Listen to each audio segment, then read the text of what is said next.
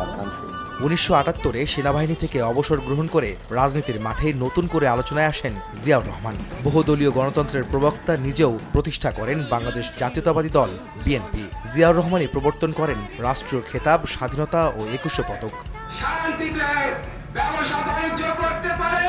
জাতীয়তাবাদের আদর্শে সাধারণ মানুষকে উজ্জীবিত হতে শিখিয়েছেন জিয়াউর রহমান, যার বিচক্ষণতা আর দূরদর্শিতা বাংলাদেশকে বিশ্বের কাছে পরিচিত করেছে।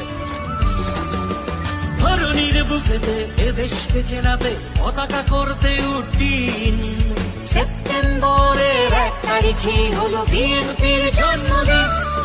আজ জন্মদিন, আজ জন্মদিন, আজ জন্মদিন, আজ জন্মদিন, আজ জন্মদিন, আজ জন্মদিন, আজ বিএনপির শুভ জন্মদিন।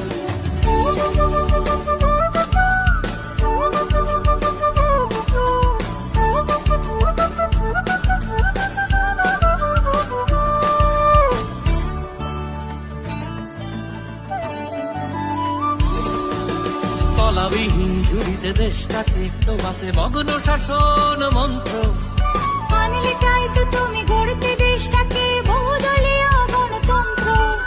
তলাবিহীন ঝুড়িতে দেশটাকে তোমাতে মগ্ন শাসন মন্ত্র আনলে তাই তো তুমি গড়তে দেশটাকে বহুদলীয় গণতন্ত্র।